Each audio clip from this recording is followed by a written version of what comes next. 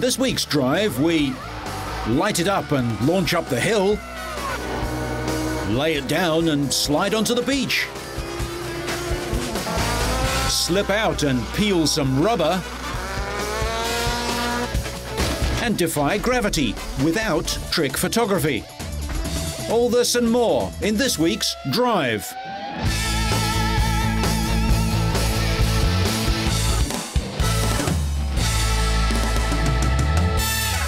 We start with another look inside and underneath the modern Formula One car to reveal its innermost secrets and what teams are seeking in that all-important balance. In the battle for hundredths of a second, the goal is the best power-to-weight ratio. Power is the first aim, and the second is weight reduction, and then weight distribution for the optimum centre of gravity. The point is that modern Formula One cars are far below the minimum weight limit of 600 kilograms, so it's possible to adjust the weight distribution with additional weights called ballast plates. You can either calculate beforehand exactly how you would like the weight set, or you can do it out on the track simply by trying it and then saying, OK, now I'll give you 20 kilograms more on the front axle.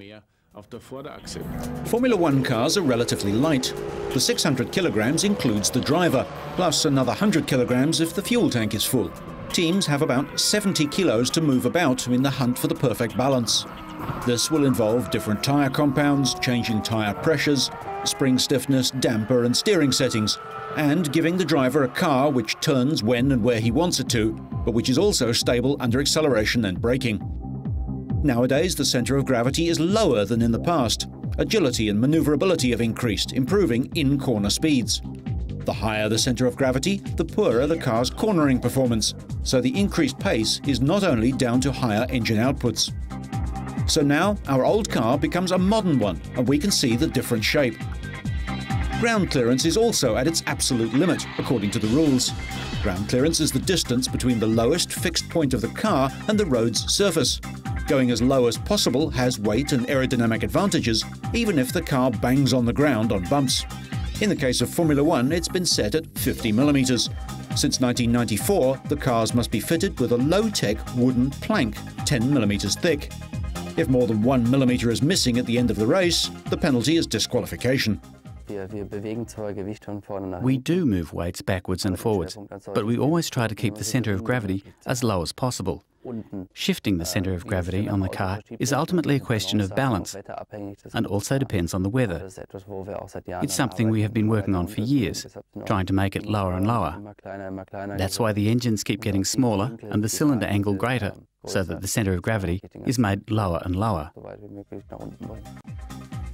Most of the V10 engines have a cylinder angle of 90 degrees. If this is increased, the centre of gravity moves downward. The biggest cylinder angle in Formula One at the moment is 110 degrees. The disadvantage is a loss of about 70 horsepower and strong vibration. Because of the engine, the centre of gravity is also quite far back. To counter this, the ballast plates are usually placed beneath the driver's legs. This helps to balance the car, so that even at high speed, there is less chance of understeer or oversteer. Ideally, the cars corner as if they were on rails. The same principle applies to normal road cars, although obviously the range of the centre of gravity is much more limited. The centre of gravity is not only very important for the stability of cars in Formula One, but also in passenger cars. First of all, it's important to pay attention to the car's track. The wider the track, the better the stability in the corners. At the same time, the lower the centre of gravity, the greater the tilt stability of the car. The car tilts less in the corners. Any driver can influence the stability of his car by making sure that any heavy luggage is placed in the boot or low down in the car. If you must use a roof rack, only pack light objects there. This will maintain the car's driving stability in corners. Safety on the road, speed on the track, thanks to having the weight in the right position. The search for the ultimate centre of gravity will go on into the future, always moving as the cars get lighter, smaller and more powerful.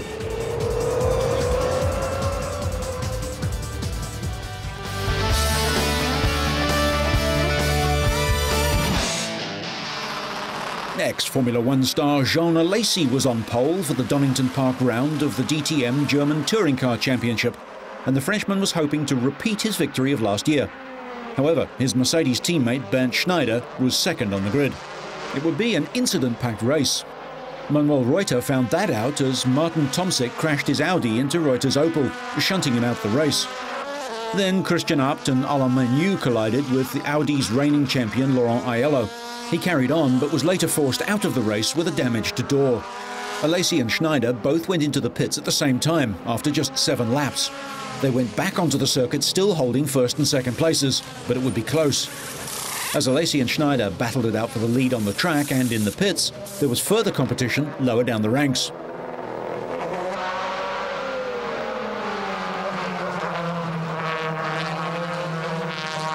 Meanwhile, Gary Paffett was having trouble keeping his Mercedes-AMG on the road. Further back, Stefan Mucker tussled with Bernd Maylander's identical Mercedes. Bernd's other job is driving the Formula One safety car. After 23 of the 36 laps, Alesi still led from Schneider and Matthias Ekstrom of the Abt Audi team.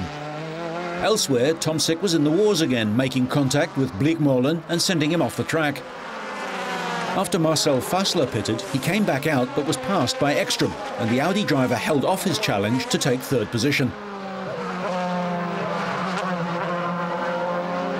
Alesi took the flag for only his second ever DTM victory, both at Donington, with Schneider second. Schneider leads the title by 3 points over Albers, with Fassler third.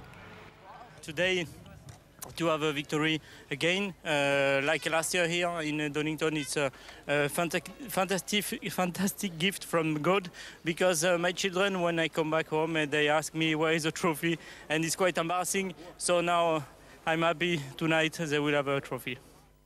Alesi's win moves him to 5th in the standings. The grid was set by championship points after rain washed out Friday's qualifying, putting Matt Kenseth and Jeff Gordon up front. On lap 9 of 300, John Andretti took a little nudge that sent him spinning into the wall for the first of 12 caution flags in the race. A short time later, Sterling Marlin had a flat tyre and tried to get around to the pits before the tyre shredded. Too late. That brought out another yellow caution flag on lap 21. Stay on the racetrack, take the caution flag. Then a dramatic near miss in the pits. Dale Earnhardt Jr. nearly took out the tyre changer for Matt Kenseth, but Chris Brook rolled with a punch and went right back to work. It doesn't miss a beat. Wow, that is unbelievable. In the RPM from Jeff Gordon. Rusty Wallace went off in a do-it-yourself single-car spin that kicked up a blinding dust cloud from the infield on lap 109. Caution flag is out. On lap 195, Jamie McMurray went into a non-contact spin and made solid contact with the wall. Jimmy Johnson took the lead with 46 laps to go and watched his fuel gauge. He had enough to hold off Kevin Harvick in a battle of Chevrolets. The win was the 2nd of the year for Johnson, 5th of his 2-year career, and the 400th for Chevrolet, moving Johnson up to 5th in the championship. Meanwhile, series leader Kenseth finished 3rd to extend his lead in the title race to 234 points over Jeff Gordon, the largest margin since he took the lead in early March. Drive it in here under power.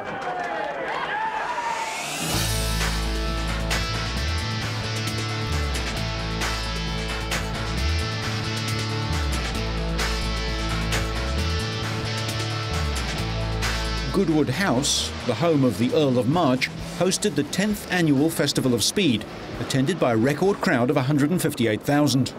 They came to see 200 of the world's greatest cars, drivers, bikes and riders from around the globe, including everything from Edwardian races to the latest Formula One machinery. For me, this is really a fantastic event. I cannot believe that something like this is possible. We have a Can-Am car from 1969, I think it is. And we have one of our old famous rally cars here. We have the TS010, the Le Mans car. It's going to be the first time I do something like that. Even Monte Carlo feels like a super speedway compared to that. Cristiano switched off the launch control and the traction control, getting the car off the line with maximum sound and visual effects. But his trip up the 1.16-mile hill climb course was a little more restrained. Stone walls and a narrow tunnel of hay bales aren't where a Formula One car is at its best. The course includes a tree-lined avenue and passes in front of Goodwood House, before climbing a steep and narrow estate road, past flint walls and a dense woodland grove, heading towards Goodwood's horse racing course. Toyota took Can-Am racing seriously enough to build a complete car in 1970. This was a 5-litre V8 with twin turbos, 4 valves per cylinder and over 800 brake horsepower. I'll give it a try now, see how it feels. I bet it's a bit different than a Formula One. Cristiano also got to sample the remarkable Group 7 Can-Am car, which demonstrated that the company has a long history of building its own chassis and engines. It's wide, short, and with all the weight at the back plus that huge wing, it must be incredibly difficult to drive, even with those huge rear tyres. Cristiano was understandably taking it very carefully up the narrow hill climb course, but had an unexpected technology gap problem. Biggest trouble for me is shift with the right hand with the left hand. Okay. So I was struggling quite a bit with the gearbox here, but everything else was okay. But to take it to a track should be fun. Afterwards, Cristiano was surrounded by autograph-hunting fans, normally kept far away from their heroes in the sterile world of Formula One. We'll have another look at Goodwood's Festival of Speed in next week's Drive.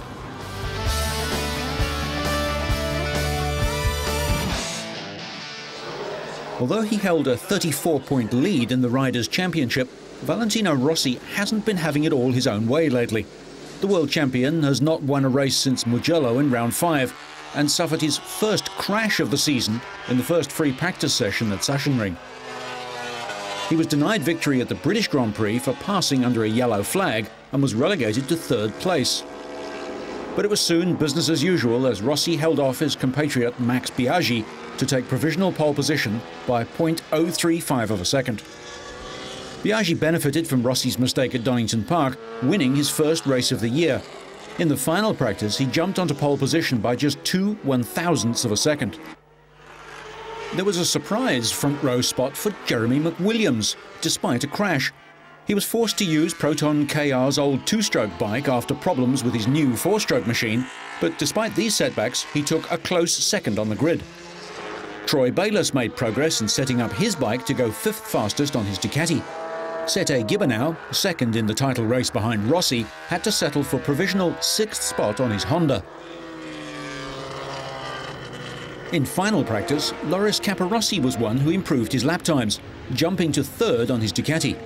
He didn't like the tight circuit, describing it as a go-kart track. World champion Rossi, first in practice on Friday, dropped to 4th fastest, but still on the front row. Gibernau managed to move up a place at the expense of Troy Bayliss to go 5th. Wildcard entry Norik Abe didn't earn many friends among his mechanics, as he gave them a long evening's work to do before race day. Sebastian Porto took his first pole position of the season in the 250cc class with a brave last lap attempt as rain began to fall at the end of the final session. The Argentinian's best lap dislodged factory colleague Roberto Rolfo from the top of the timesheets after the Italian had looked set for his maiden career pole position.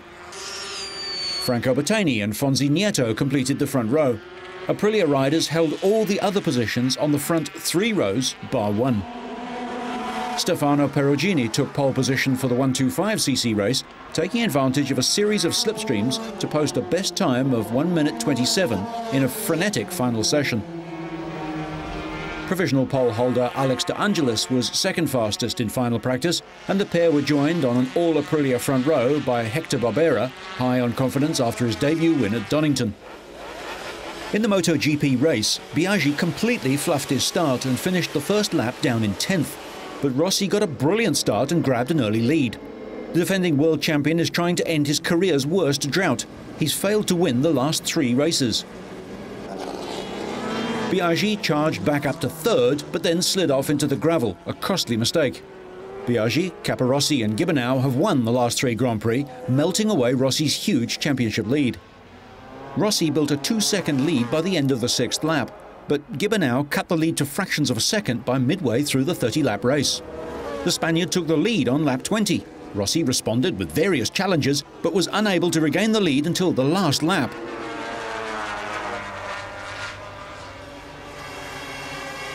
He moved through on the penultimate corner, but then made a mistake under brakes and was forced to take a wide line into the last corner, as Gibernau swooped outside, cut in tight and accelerated earlier, and then held a tiny advantage to the checkered flag. Rossi was visibly seething, an unusual sight for the normally laid-back Italian, while the 30-year-old Spaniard celebrated his finest victory. Rossi's been on the podium in every race this season. Bayliss claimed his second podium this year with a lonely third place ahead of his teammate. I just tried to set my own pace and ride as hard as I could to see if I could just, even if it was half a tenth every lap, I just wanted to be half a tenth faster than Valentino. But Valentino was doing low 25s or hard 24s. So it was, I just thought in a moment that I was not going to be able to catch Valentino, but I put together some 24s, and at the end I was able to catch him. Then he slowed down a little bit and he let me by, and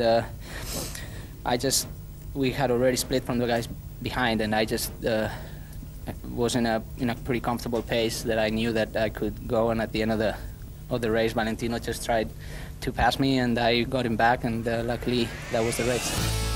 So, Rossi still leads with a reduced margin. The championship is looking like a two-Honda race without Max, and the Ducatis embarrass all the other teams in their rookie GP season. Roby Rolfo had taken part in 80 Grand Prix without ever managing to win one, but he broke his duck in the German 250cc race. The Italian triumphed after an exciting final lap to win from Argentine Sebastian Porto and Fonzi Nieto of Spain. Another race, a different winner. As a result, there are two groups of 3 riders within a handful of points, and this championship is likely to go to the wire. Italy's Stefano Perugini won the 125cc race, followed by Australian Casey Stoner and Alex De Angelis of San Marino. The leader in the championship, 17-year-old Spaniard Daniel Pedrosa, was 4th. Only Pedrosa has much breathing space, with the rest of the top 6 all looking over their shoulders. A good win could leapfrog any of them into second place in the championship. France hosted the penultimate round of the 2003 Outdoor World Trials Championship. Only 2 riders have a realistic chance of winning the title. Britain's Dougie Lampkin, who is seeking an amazing 7th successive crown, and Takahisa Fujinami, the young pretender to the title. Spain's Adam Raga might have been hoping to challenge, but hadn't managed better than 3rd before this season.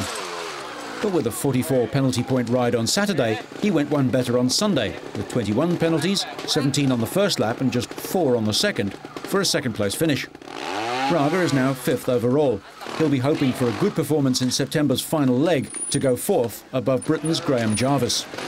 Fujinami trailed Lampkin by just 8 points going into the weekend. He made up ground in Saturday's first round with a steady performance that was enough to edge Lampkin into second place. 31 penalties was 7 less than Lampkin, and that would have taken him to within 5 points of the Briton overall. However, all that changed around on the second day as Fujinami suffered a disastrous first lap, which scuppered his chances of another victory. In contrast, Lampkin led from the first section and completed the first round with only 5 penalties. On the second lap, he maintained his performance with a further 8 penalties for a total of 13. Fujinami did his best to recover, but despite completing the best second loop, could only improve 1 position in relation to the first lap. Victory for Lampkin ahead of Raga, and with Fujinami back in 3rd, 20 championship points took him 10 clear of his rival, with just 1 event left in the series. Only 1 round now remains in the 2003 campaign, which takes the riders to Jarama in Spain in the middle of September. In addition, the non-championship Trial de Nations takes place over 2 rounds in November. But it's beginning to look like a 7th title in a row beckons for Lampkin.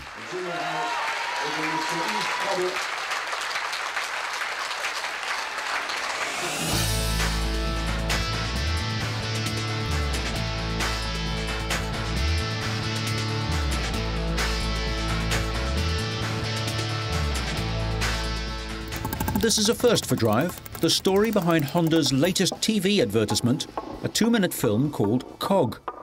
It begins with a gearbox bearing rolling into a synchro hub, which rolls into a gear wheel and plummets onto a camshaft and pulley wheel, and so on. All the parts are from the new Accord, £16,495 or £6 million for the whole ad campaign. Here, 3 tyres, amazingly, roll uphill. They were weighted with bolts and screws positioned so that the slightest kiss of kinetic energy pushes them onward and, yes, upward. COG took 606 attempts to make in one continuous pass of the camera. And if they'd been forced to do another, one of the film crew would probably have gone mad. On the first 605, something small went wrong and the whole delicate arrangement was wrecked. The ad was designed to show all the fiddly little bits of engineering that go into the modern Honda. The result is bewitching mechanical artistic perfection. COG looks certain to become an advertising legend. Part of its allure is the seemingly effortless way all the parts slide, roll and touch with apparent ease. The reality was slightly different. It was, by most measures of human patience, a nightmare. Some workers went whole days without sleep and had to be asked to stay away from the more delicate parts of the assembly. One of the most surprising things is it was not a cheat. Although it would have been much easier to use computer graphics, the seesaw and shunt of events really did happen, and in one clean final take. The big shots at Honda in Japan, when shown COG for the first time, replied that, yes, it was very clever and how impressive trick photography was these days. When told that it was all real, they were astonished. Isn't it nice when things just work? By the end of the production, the film had used so many spare parts that 2 articulated lorries were required to take them away.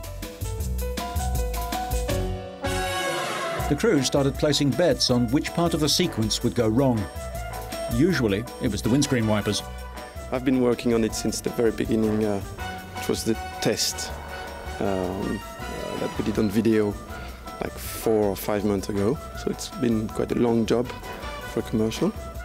So how long have you been working on this job? 6 years, 6, 7, I can't remember. Our first pre-production cars that I hand-built, they wanted to smash one up, they wanted to take one apart. They wanted to look at it in detail, look at all the components that made up this fantastic product. We've had about 4.5 months of working in studios where they set different bits of car up. We obviously didn't want all the pieces just to be knocking into each other. There had to be the cleverness of the ingenuity of the piece was very, very important. So we have seen actually a lot of other ideas along the way to the final film. It's taken 1 month in script approval, 2 months in concept drawings, and 4 months in development and testing. And obviously, the director has this perfect take in his head, and that's the battle. That's what they're trying to get on film. Some ideas, like one involving an airbag, were dropped because of a shortage of new Accord parts or because they were too hard to set up. And on some takes, the process would go perfectly until agonizingly close to the end. When the final 606th take eventually succeeded, there was a stunned silence in the Paris studio, and then the team broke into a chorus of cheers and champagne sprayed. COG was in the can. So, whether you're just taking an old car out for a drive, searching for that perfect line around a track, or just raising some dust, so you stay on track and up to speed, make sure you catch next week's Drive.